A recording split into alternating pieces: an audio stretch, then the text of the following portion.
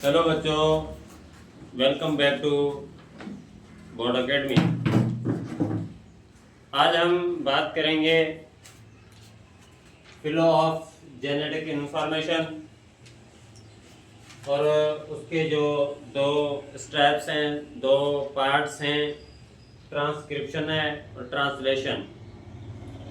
उसके बाद हमारा आरएनए है, आरएनए के टाइप्स हैं, कंजुगेटेड मॉलिक्यूल्स हैं और कंजुगेटेड मॉलिक्यूल्स के जो टाइप्स हैं उनके बारे में आज हम डिस्कस करेंगे इस वीडियो लेक्चर में। आपने अभी तक चैनल को सब्सक्राइब नहीं किया है तो चैनल को जल्दी सब्सक्राइब कर लें और आपकी नीट, एनसीईआरटी, एमडी कैट की बायोलॉजी की प्रिपरेशन जो है यहाँ से 100% हाई स्कोरिंग इंशाल्लाह बेहतर होगी। चैनल को सब्सक्राइब कर लें। बिना देर किए हुए चलते हैं वीडियो की तरफ। सबसे पहले है फ्लो ऑफ जेनेटिक इंफॉर्मेशन। अब जो जेनेटिक इंफॉर्मेशन है वो फ्लो कैसे करती है कि वो एक फॉर्म से दूसरे फॉर्म में, दूसरे फॉर्म से तीसरे फॉर्म में कैसे चलती है, उसके बारे में हम बात करेंगे। तो इस जेनेटिक इंफॉर्मेशन का फ्लो जो है, सबसे पहले हमें मालूम है कि जेनेटिक इंफॉर्मेशन जो है वो कहाँ पर मौजूद होती है, और वो मौजूद होती है हेरिडिटी मटेरियल में।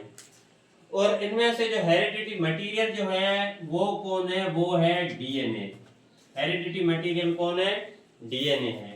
डीएनए से आरएनए का बनना, डीएनए से आरएनए का बनना और आरएनए से प्रोटीन का बनना, आरएनए से प्रोटीन का बनना इन जस्ट 2 स्टेप्स।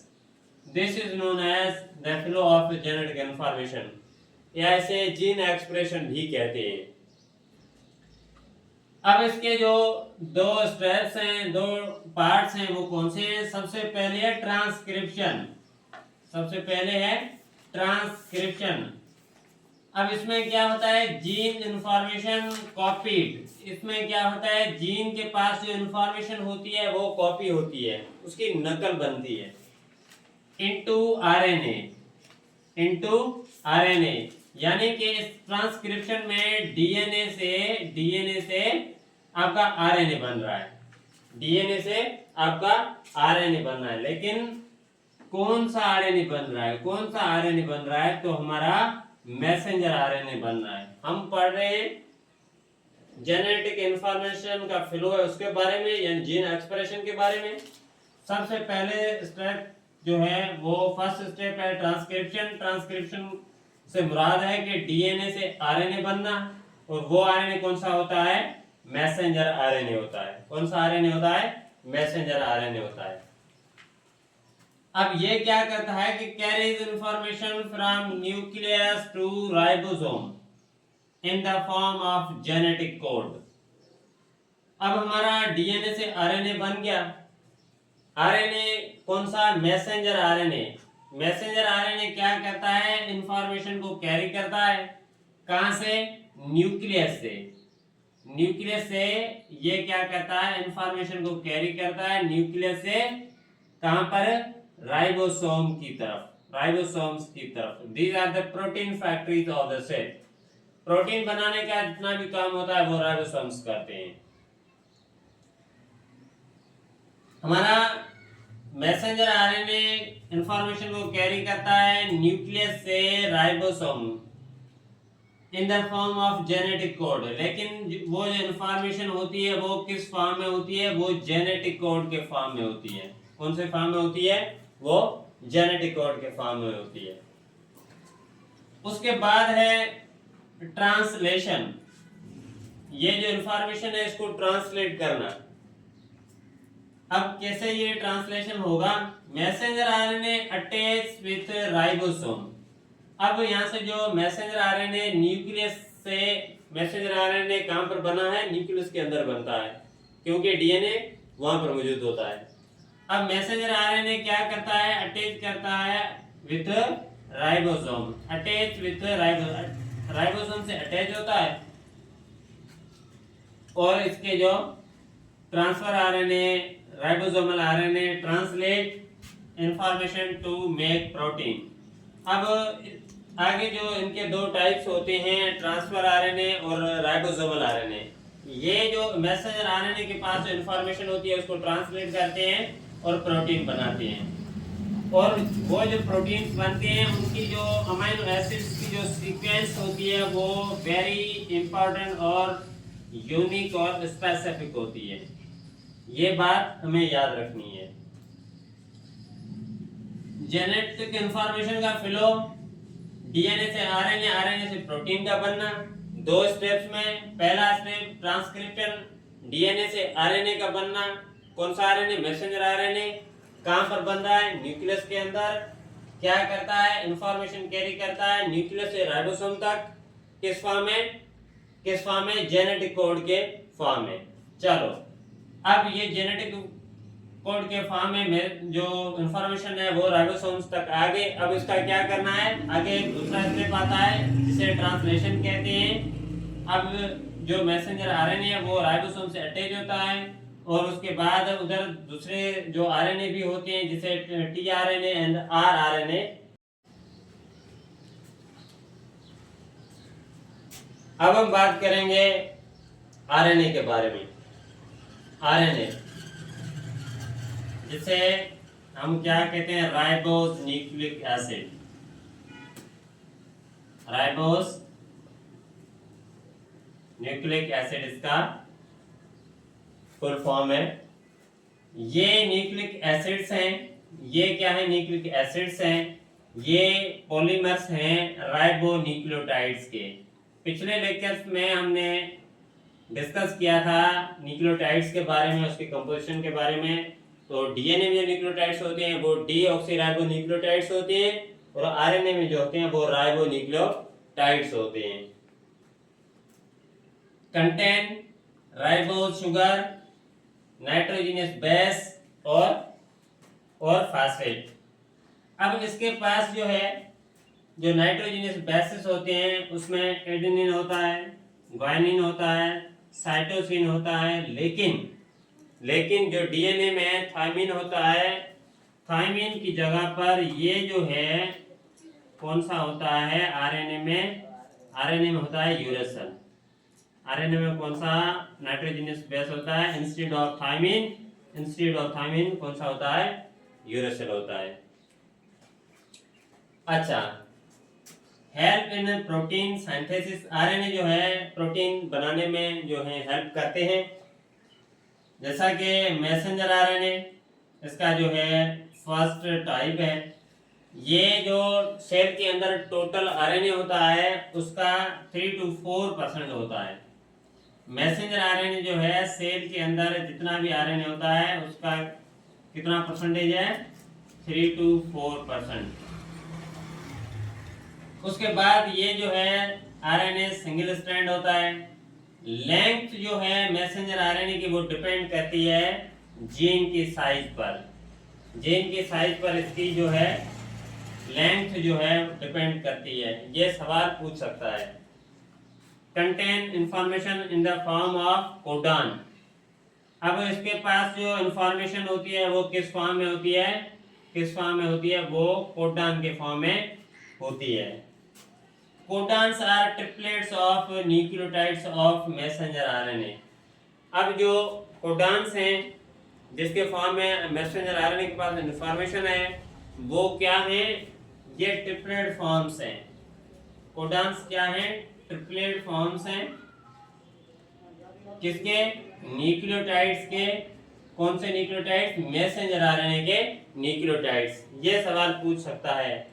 कोडान क्या है? Triplet form of nucleotides. किसके न्यूक्लियोटाइड्स? कौन से आरएनए के? मैसेंजर आरएनए के nucleotides. Which encodes 1 amino acid. अब ये भी पूछ सकता है एक कोडान सिर्फ इनकोड कर सकता है सिर्फ और सिर्फ एक अमीनो एसिड को। सिर्फ और सिर्फ एक अमीनो एसिड को। उसके बाद जो है ट्रांसफर आरएनए 10 to 20% जो है होता है। सेल के अंदर जितना भी आरएनए होता है उसमें जो 10 to 20% जो है वो कौन सा आरएनए होता है? ट्रांसफर आरएनए होता है। कौन सा आरएनए होता है? वो ट्रांसफर आरएनए होता है। स्मॉल साइज आरएनए, सवाल पूछ सकता है कि कौन सा आरएनए का टाइप है जो साइज में सबसे स्मॉलेस्ट है, स्मॉलेस्ट इन साइज, तो वो होगा हमारा ट्रांसफर आरएनए। परसेंटेज पूछ सकता है कि सेल के अंदर टोटल आरएनए जो है उसमें ट्रांसफर आरएनए का क्या परसेंटेज है, 10 to 20%। अगर पूछ सकता है कि total amount of RNA in the cell, the percentage of messenger RNA is 3 to 4%। ये सवाल आपसे पूछ सकता है। ट्रांसफर आरएनए जो है स्मॉल साइज आरएनए है, made up of 70 to 90 nucleotides. अब ये जो हमारा ट्रांसफर आरएनए है ये स्मॉलेस्ट है और ये जो बना हुआ होता है 70 to 90 अमीनो एसिड्स का, न्यूक्लियोटाइड्स का बना हुआ होता है। उसके बाद सिंगल स्ट्रैंड ये होता है, ये होता है सिंगल स्ट्रैंड, लेकिन ये क्या कहता है, shows duplex, shows duplex at some regions where complementary regions base present. अब कंप्लीमेंट्री बेस जहां पर मौजूद होते हैं वहां पर ये डुप्लेक्स शो करता है, वहां पर ये डुप्लेक्स शो करता है। Transfer related amino acids from cytosol to ribosomes.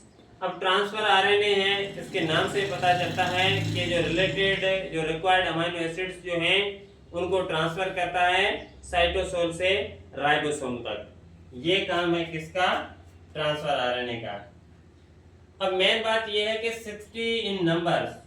अब ये जो ट्रांसफर आरएनए है इसका जो नेचुरली नंबर क्या है, कितने हैं नंबर में, ये टोटल 60 होते हैं, लेकिन ह्यूमन सेल जो है उसमें सिर्फ और सिर्फ 45 मौजूद होते हैं। Only 45 are present in a human cell. तो ये था ओवरऑल अबाउट हमारे ट्रांसफर आरएनए। उसके बाद तीसरे नंबर पर चलते हैं, ये है हमारा राइबोसोमल आरएनए। ये जो है प्रेजेंट इन राइबोसोम्स, ये राइबोसोम्स में मौजूद होता है, जैसा कि नाम से पता चलता है। Largest in size among all, जितने भी आरएनए हैं, जितने भी आरएनए के टाइप हैं उनमें से सबसे बड़ा जो है वो कौन है, वो है हमारा राइबोसोमल आरएनए। इसके पास total amount of RNA of cell जो है उसका कितना परसेंटेज है, इसके पास 80% है।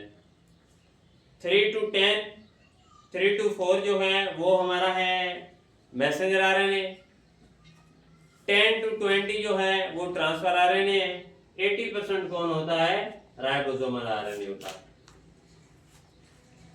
Involve in peptide linkage during protein synthesis. अब राइबोसोमल आरएनए का काम क्या है, जो पेप्टाइड लिंकेज और पेप्टाइड बॉन्ड होते हैं, प्रोटीन की जो स्ट्रक्चर है उसमें वेरी इंपॉर्टेंट लिंकेजेस होते हैं, उनको बनाना प्रोटीन सिंथेसिस के दौरान किसका काम है, राइबोसोमल आरएनए का काम है। ये था ओवरऑल अबाउट हमारे राइबोसोमल आरएनए के बारे में। आज हमने डिस्कस किया है जेनेटिक इंफॉर्मेशन का फ्लो, डीएनए से आरएनए, आरएनए से प्रोटीन का बनना, उसकी जो फर्स्ट स्टेप है ट्रांसक्रिप्शन, ट्रांसलेशन, ये भी हमने कर ली।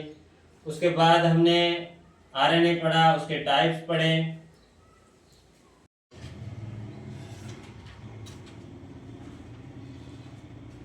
हेलो बच्चों, welcome back to Board Academy. आज के इस लेक्चर में हम बात करेंगे कॉन्जुगेटेड मॉलिक्यूल्स के बारे में। पिछले साल एमडीकेट 2025 में इसमें से ये जो लाइंस देख रहे हैं इसमें से क्वेश्चन आए हुए हैं, आप देख सकते हैं। अगर आपने अभी तक चैनल को सब्सक्राइब नहीं किया है तो जल्दी से चैनल को सब्सक्राइब कर लें। कॉन्जुगेटेड मॉलिक्यूल्स किसे कहते हैं? when two different biomolecules chemically point को ध्यान से सुने। When two different biomolecules chemically combine with each other, तो उसे हम कहेंगे conjugated molecule। उसे हम क्या कहेंगे? conjugated molecule। ये है कार्बोहाइड्रेट, ये है कार्बोहाइड्रेट और ये है प्रोटीन। अब ये प्रोटीन अलग है, कार्बोहाइड्रेट अलग है। अगर ये केमिकली आपस में ये जुड़ रहे हैं, तो इसे हम कहेंगे कॉन्जुगेटेड मॉलिक्यूल। देखते हैं कार्बोहाइड्रेट और प्रोटीन के जुड़ने से कौन सा कॉन्जुगेटेड मॉलिक्यूल बनता है, यहाँ पर देखते हैं। सबसे पहले जो है वो है glycolipids or cerebrosides. Glycolipids or cerebrosides किसे कहते हैं? Made up of lipids plus carbohydrates. अब ग्लाइकोलिपिड्स जो होते हैं या सेरेब्रोसाइड्स जो होते हैं वो लिपिड्स और कार्बोहाइड्रेट्स के बने हुए होते हैं। लिपिड्स और कार्बोहाइड्रेट्स के बने हुए होते हैं। Present in white matter of brain, myelin sheath of nerve, inner membrane of chloroplast. Glycolipids जब कार्बोहाइड्रेट्स और लिपिड्स कंबाइन होते हैं केमिकली तो उसे ग्लाइकोलिपिड कहते हैं। कहाँ पर मौजूद होते हैं? ब्रेन का जो वाइट मैटर है उनमें मौजूद होते हैं, और माइलिन शीट जो होती है नर्व सेल की या न्यूरॉन की जो होती है उसमें मौजूद होते हैं, और क्लोरोप्लास्ट की जो इनर मेम्ब्रेन होती है उसमें भी ग्लाइकोलिपिड्स मौजूद होती हैं। दूसरे नंबर पर है ग्लाइकोप्रोटीन्स आर म्यूकोइड्स। अब ग्लाइको यानी कार्बोहाइड्रेट प्लस प्रोटीन मिलकर बना रहे हैं ग्लाइकोप्रोटीन, जिसमें ओलिगोसैकेराइड्स, पॉलीसैकेराइड्स ये क्या करते हैं? लिंक करते हैं विथ प्रोटीन। लिंक करते हैं with protein in animal and plant cells.